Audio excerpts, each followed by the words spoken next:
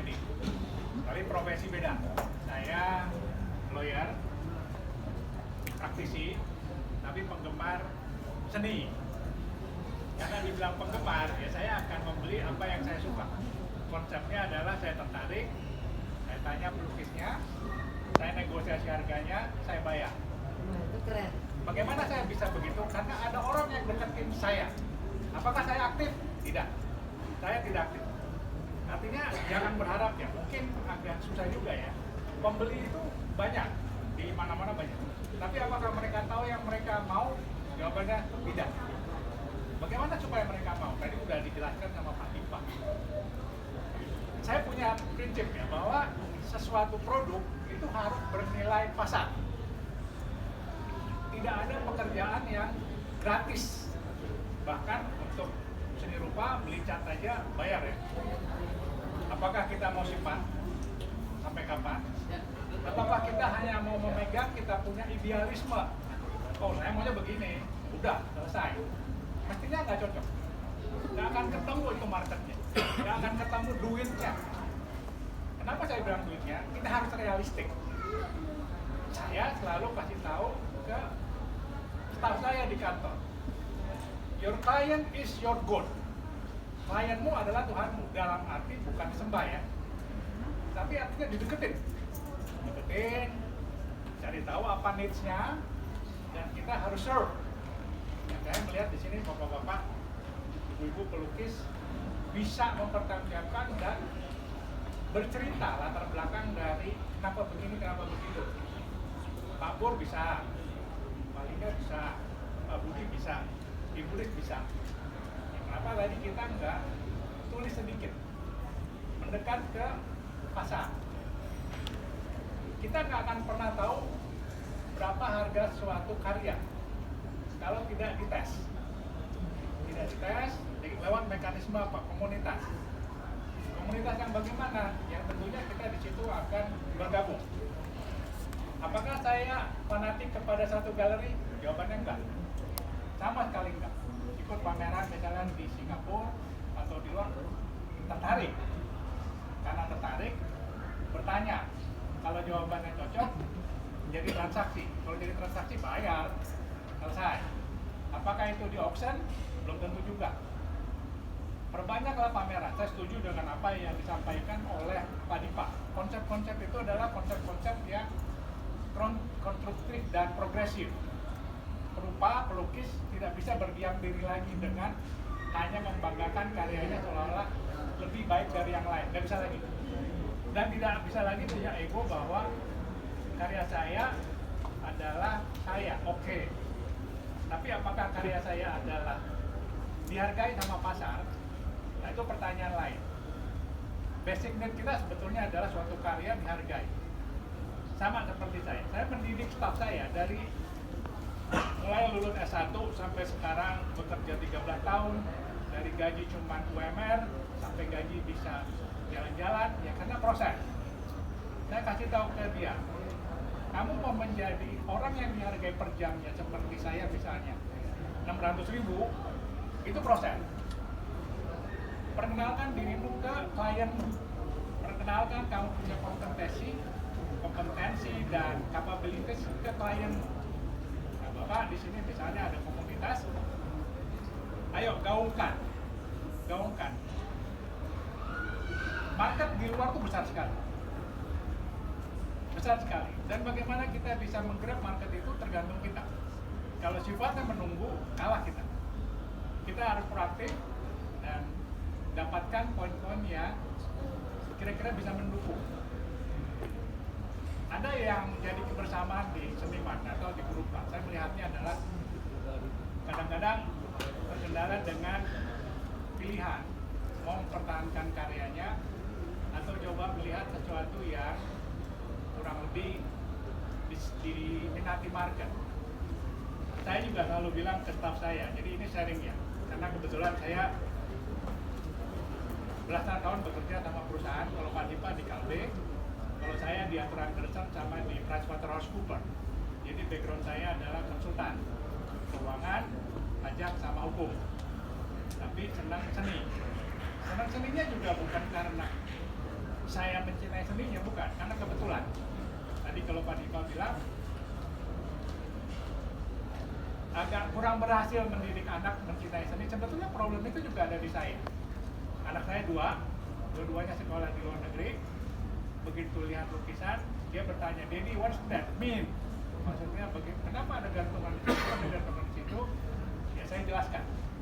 Nah, konsep itu memang menjadi sesuatu harapan bagi berupa bahwa ada generasi penikmat seni dan generasi berikutnya nih yang kita sebut generasi milenial ya. Itu mereka suka ikut-ikutan.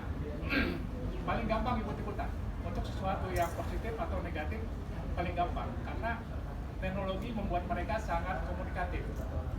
Buat mereka tertarik itu mudah, tetapi buat mereka disiplin untuk selalu tertarik itu challenge.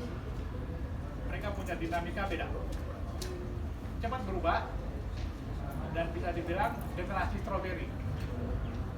Kelihatan di luar indah-indah, tapi sebetulnya lembek, rapuh. Beda sama generasi kita. Kenapa saya bilang, saya sama Pak Dipa selisih 1 tahun. Umur saya kebetulan sekarang 58, Pak Dipa 59. Jadi kita generasi sandwich. Generasi sandwich itu artinya tanggung orang tua, nanggung anak, nanggung keluarga besar. Ya bersyukur kita bisa sehat sampai sekarang, gitu Pak Dipa ya. Amin. Nah, tantangan kedua adalah tantangan bagaimana karyanya bisa dikenali dan diterima. Kalau hanya dikenali, satu hal, diterima. Apakah bisa semua diterima? Maaf saya bilang tidak. Tidak semua hasil karya bisa diterima. Tapi apakah hasil karya itu bisa dihargai? Tentu bisa. Prosesnya adalah lakukan pendekatan-pendekatan yang sifatnya memang attached to market atau bisnis. Saya agak prihatin kalau beberapa dari kita agak menutup diri untuk menerima perubahan atau tidak mau melihat bahwa sesuatu berubah di luar kita. Karena bagi saya yang permanen itu adalah perubahan itu sendiri. Kalau kita tidak berubah, kita tinggalan kereta dan tidak bisa ikut. Dan kita harus selalu bergerak. Bergerak itu seperti ceritanya Einstein adalah mengayuh sepeda. Kalau kita berhenti, nggak stabil, jatuh. Sampai kapan? Saya yakin bahwa dari kita, bapak-bapak, ibu-ibu adalah passion untuk dunia rupa, seni. Tapi seni yang bagaimana? Yaitu berpulang ke kita.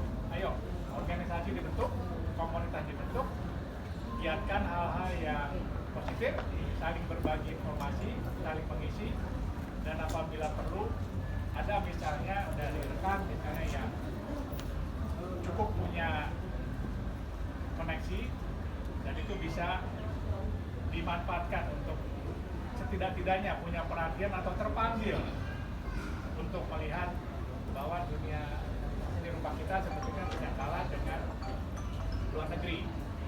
Kenapa di luar negeri bisa karya kita dihargai mahal, kok di negeri sendiri enggak? Itu banyak sekali terjadi. Ada beberapa yang saya koleksi lulusan ISI Jogja, sukses gitu di luar negeri. Saya nggak sebut namanya, tapi ternyata di negeri sendiri kurang dihargai. Artinya ada sesuatu yang harus diperbaiki di komunitas kita. Harusnya itu bisa menjanjikan, karena pangsa pasar di Indonesia sebenarnya besar sekali.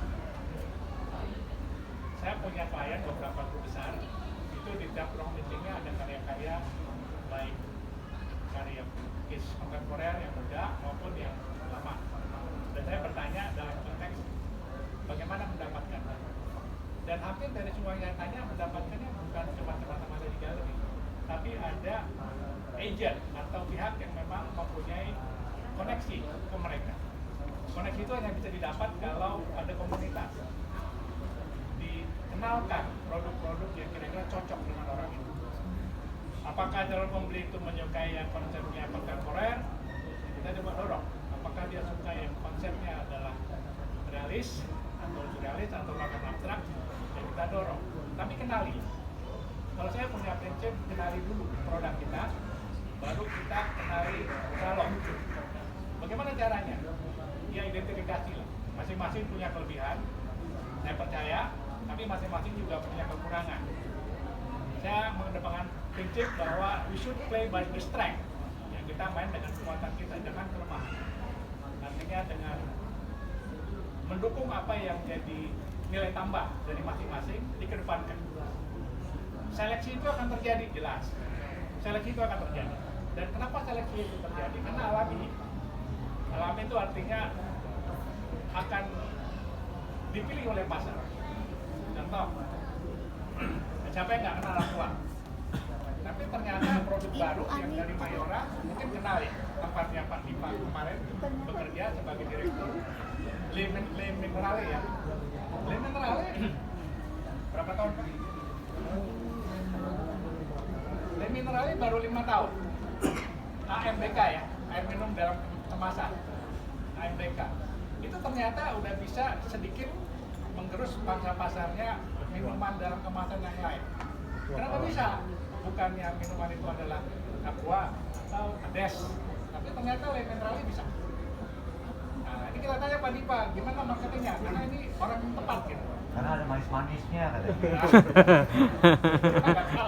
Ada manis. Iklan. Karena ada manis-manisnya katanya gitu. Sekedar contoh, bukan berarti Iklan nih. bahwa Enggak. kita nggak bisa seperti itu. Kita bisa. Ada manis-manisnya. Produk adalah sesuatu mempunyai nilai apabila kita tepat mencari calon. Kalau saya lihat ini cincin ya Pak ya, cincin ini mungkin ya sederhana bagi kita. Kalau cincin ini dijual di pasar Jatinegara harganya cuma 100.000. Tapi kalau ketemu kolektor yang tepat, dia mau bayar 5 juta. Apakah ada sertifikatnya? Ada. Tapi kenapa antara 100.000 sama 500 juta beda banget? Karena kita mendapatkan pembeli yang Tepat. Kita mendapatkan orang yang Tepat. bisa mengapresiasi karya kita. Cari. Nah, tugas dari komunitas adalah mencari. Konsep dari koperasi adalah Coko Guru ya, tapi sesuatu yang memang perlu lah ya. Guyup. Nah, guyup itu bisa membuat kita rekat. Dan rekat bisa merasakan kalau teman susah kita ikut susah, kalau teman senang kita ikut senang. Jadi jangan dibalik. Kalau teman senang kita susah, kalau teman susah kita jangan dibalik. Nah, kalau dibalik itu repot. Itu kayak zaman dulu birokrasi, kalau bisa dipermudah kenapa perlu balik ya? Enggak, kita balik karena konsep dasar dari koperasi adalah kebersamaan. Ya, mudah-mudahan nanti pembicara berikutnya bisa sedikit memberi input. Yang saya mau pesankan adalah kenali market. Bicaralah bahwa produk itu adalah yang terbaik yang kita bisa berikan, dan nilai harga dari produk. Karena ada juga misalnya cuman one time buyer. One time buyer itu artinya beli sekali udah kapok. Udah jangan. Kalau bisa di-maintain, dan di-maintain itu dalam konteks yang sehat. Konteks yang sehat artinya tidak semata-mata karena ada niche baru kita berkomunikasi kayak saya dengan klien. Tapi kalau misalnya kebetulan yang mesti harus dia punya masalah saya bantu, tetapi kalau dia nggak ada masalah pun saya suka ajak makan siang. Siapa yang bayar? Saya yang bayar. Karena kalau dia yang ngajak makan siang, dia artinya mau makan siang gratis dengan saya, terus free of charge. Tidak. Sekali lagi komunikasi itu penting. Marketing itu penting, kenalin produk dan kenalin pasar. Saya rasa itu dari saya, Bapak Ibu. Mohon maaf nih kalau ada yang salah ya.